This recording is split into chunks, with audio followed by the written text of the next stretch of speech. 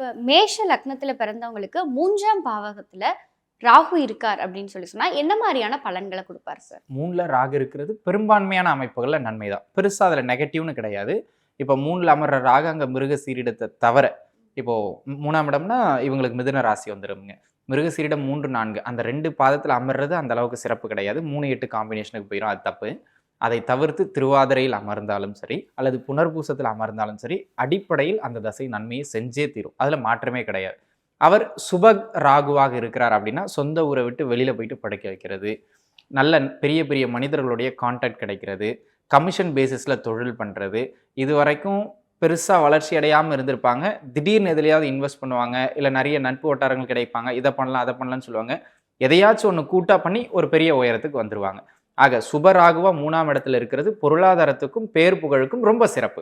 இன்னும் சொல்லப்போனால் அவங்களுக்குலாம் எளிமையாக நிறைய உதவிகள் கிடைச்சிக்கிட்டே இருக்கும். அந்த மாதிரியான ஒரு அமைப்பு.